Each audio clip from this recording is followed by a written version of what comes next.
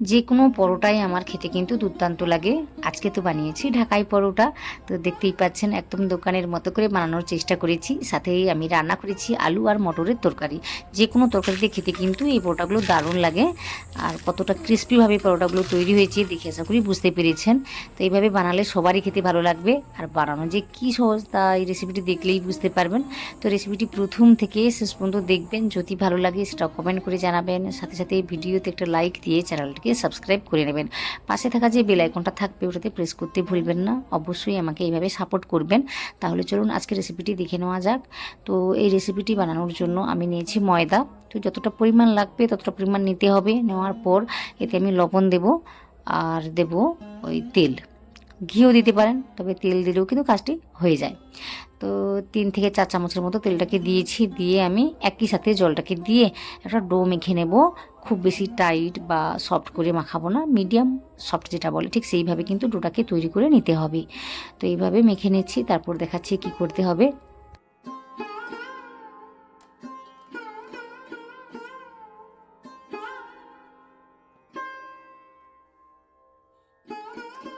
একটু সময় নিয়ে ডোটাকে তৈরি করে নিয়েছি। তৈরি করে নেওয়ার পর আমি এটাকে রেস্টে রেখে দেব। তো একটু সময় ধরে রেখে দিলে কিন্তু এই ডোটা সেট হয়ে যাবে। তো যে কারণে একটু রেখে দিতে হবে। ওই 5 থেকে 10 মিনিট রেখে দিলেই হবে। তো ততক্ষণে আমি কি করেছি, ওই যে তরকারিটা আমি রান্না করে নিচ্ছি, মটর আর আলুর তরকারিটা। যে কোনো ডালও কিন্তু রান্না করে এই রেসিপিটি খাওয়া যায়। তবে আজকে আমি মটর আর আলুর তরকারিটি রান্না করেছি। খুব সহজভাবে দেখিয়েছি, আশা করি আপনাদের সবারই কাজে আসবে বা ভালো লাগবে। তো রেসিপিটি দেখুন। তো এখানে আমি কি করেছি, তেল দিয়েছি একটু বেশি করে। তেলটাকে দিয়ে আমি গোটা জিরে, 5 ফোড়ন, তারপর এলাচ, লবঙ্গ, যা কিছু গোটা মশলা আছে, ওই দারুচিনিও নিয়েছি, তেজপাতাও নিয়েছি। মোটামুটি এই গোটা মশলা দিয়ে ভালোভাবে ভেজে নেব একটু সময় নিয়ে।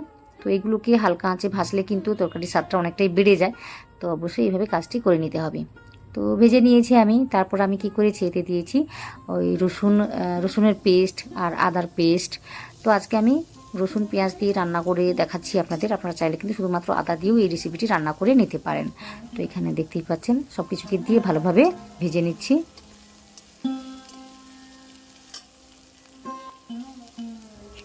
তারপর দিয়েছি পেঁয়াজটাকে দিয়ে একটু সময় নিয়ে ভেজে নেব। মোটামুটি ভালো করে কিন্তু ভেজে নিতে হবে, এতে করে কিন্তু এই রেসিপিটি খেতে ভালো লাগে। তো পেঁয়াজটাকে দিয়ে একটু সময় নিয়ে ভেজে নিচ্ছি। তারপর দেখাচ্ছি কি করতে হবে।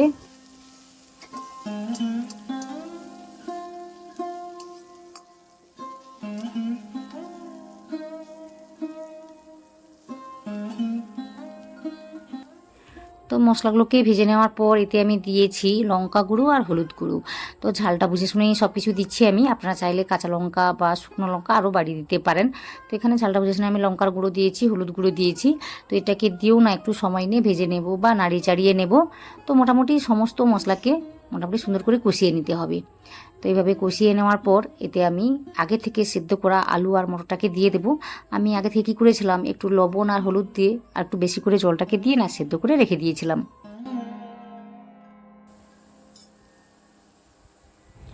এই যে আগে থেকে আলু আর মটর জল আর লবণ দিয়ে সেদ্ধ করে রেখেছিলাম, একটু বেশি করে জলটাকে দিয়ে রেখেছি। তো ওটাই আমি দিয়েছি। আর এখানে মটরটা একটু বেশি করে আমি সেদ্ধ করে নিয়েছি। তো আগে থেকে সেদ্ধ করা থাকলে কিন্তু 5 থেকে 10 মিনিটের মধ্যেই এই রেসিপিটি রান্না করে নেওয়া যায়। তো এটাকে আমি দিয়েছি, দিয়ে একটু নাড়ি চাড়িয়ে নিচ্ছি। তো আমি লবণটাকে দিয়ে রেখেছি, তাও কিন্তু চেখে নেব। আর যদি লবণের প্রয়োজন হয় তখন আমি লবণটাকে দেব। তো চেখে নিয়েছি, দেখলাম যে লবণটা লাগবে। তো এখানে আমি পরিমাণটা বুঝে শুনে লবণটাকে দিচ্ছি, সাথে দিয়েছি একটু চিনি। মিষ্টি মিষ্টি লাগলে এই রেসিপিটি খেতে ভালো লাগে, তো অল্প করেই আমি দিয়েছি।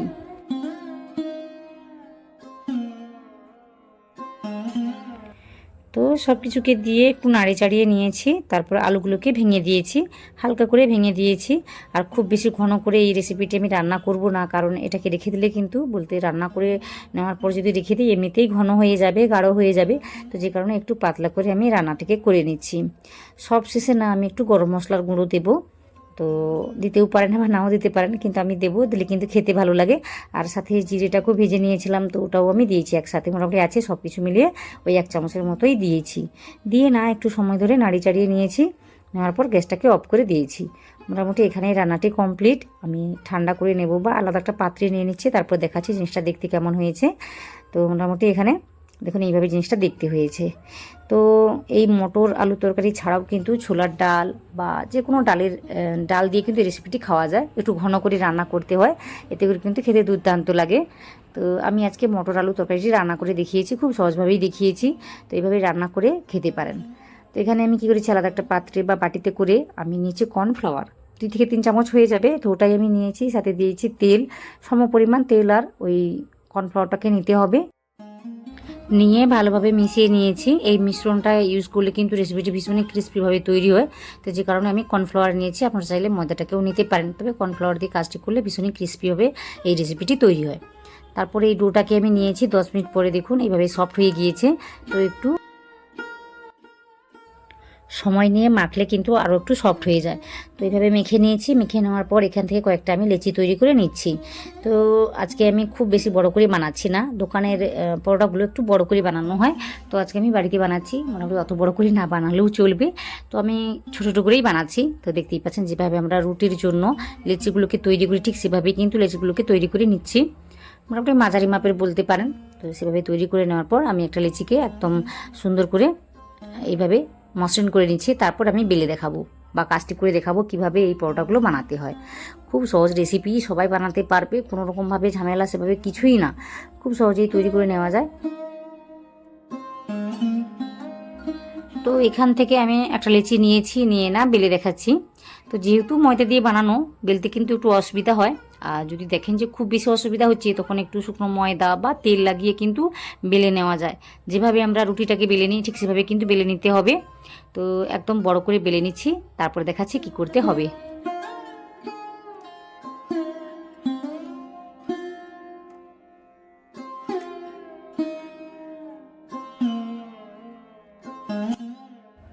তো এইভাবে একটা রুটির আকারে বেলে নিয়েছি। বেলে নেওয়ার পর আগে থেকে ওই যে মিশ্রণটা বানিয়ে রেখেছিলাম কর্নফ্লাওয়ার আর তেলের, তো ওটাই আমি নিয়েছি 1 চামচের মতো, দিয়ে না একদম রুটির উপরে এইভাবে স্প্রেড করে দিচ্ছি। তো এই মিশ্রণটা ইউজ করলে কিন্তু রেসিপিটি ভীষণই খাস্তা বা ক্রিস্পিভাবে তৈরি হয়, আপনারা দেখেছেন আশা করি। তো অবশ্যই এটাকে ইউজ করতে হবে। তো পুরো রুটির মধ্যে আমি লাগিয়ে নিচ্ছি, তারপর দেখাচ্ছি কি করতে হবে। কিছুই করতে হবে না, মোটামুটি একটা ছুরি নিয়ে মাঝখান বরাবর কেটে নিতে হবে। তো আমি যেভাবে দেখাচ্ছি ঠিক ওইভাবে কিন্তু কেটে নিতে হবে। কেটে নেওয়ার পর একদিক এইভাবে মোটামুটি রোলের আকারে এভাবে মুড়ে মুড়ে চলে যেতে হবে। তো আপনারা দেখতেই পাচ্ছেন কিভাবে আমি রোলটাকে তৈরি করছি, একটু টাইটভাবে কিন্তু রোলটাকে তৈরি করতে হবে। তো যেভাবে দেখাচ্ছি ঠিক সেইভাবে কিন্তু কাজটিকে করে নিতে হবে।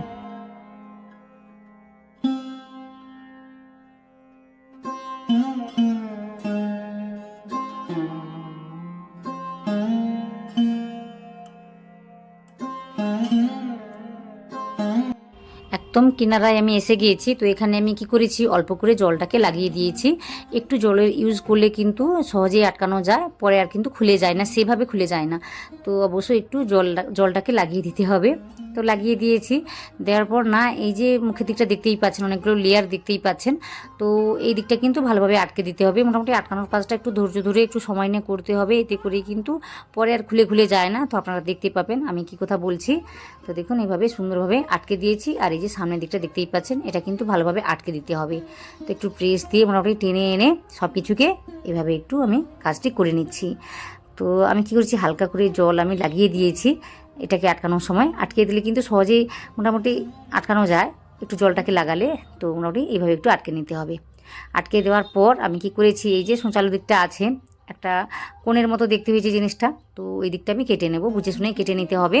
তো দেখতেই পাচ্ছেন কতটা আমি কি করেছি বা কিভাবে কেটে নিয়েছি, কতটা কি রেখে। তো আশা করি বুঝতে পেরেছেন।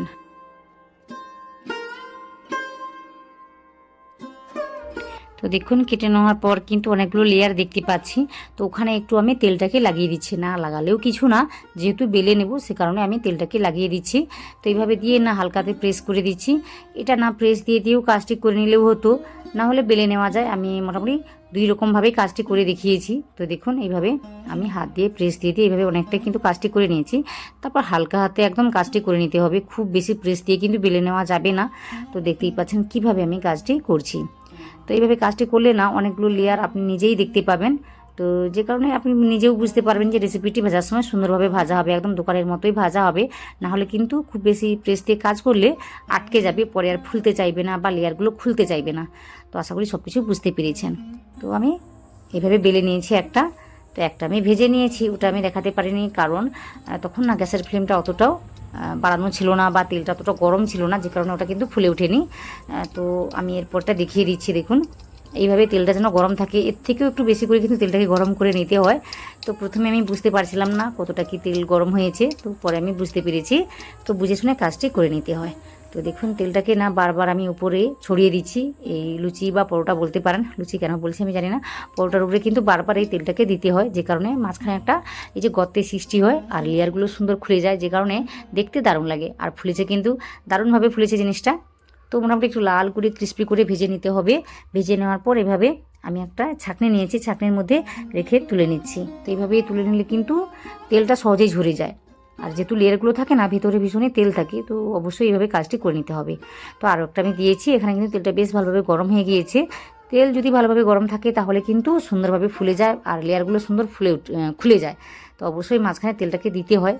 তো আশা করি সব কিছু বুঝতে পেরেছেন। তো এইভাবেই সব কটা আমি একদম ক্রিস্পি করে ভেজে নিয়েছি, আর একটু সময় নিয়ে ভাজলে আরও ক্রিস্পি হতো। তো আমি এইভাবে মোটামুটি ভেজে নিয়েছি। তারপর এইদিকে ওই তরকারিটা ঠান্ডা হয়ে গিয়েছে আর অনেকটা ঘন হয়ে গিয়েছে, তো ওটাই আমি একটা বাটিতে সাজিয়ে নিচ্ছি। তো এইভাবে বানালে কিন্তু এই রেসিপিগুলো খেতে দারুণ লাগে। তো একবার হলেও বানাবেন, তারপর আমাকে জানাবেন এই রেসিপিগুলো খেতে কেমন। যদি আজকের রেসিপিটি আপনাদের ভালো লেগে থাকে সেটা অবশ্যই কমেন্ট করে জানাবেন, সাথে সাথে ভিডিওতে একটা লাইক দিয়ে চ্যানেলটিকে সাবস্ক্রাইব করে নেবেন। পাশে থাকা যে বেল আইকনটা থাকবে ওটাতে প্রেস করতে ভুলবেন না।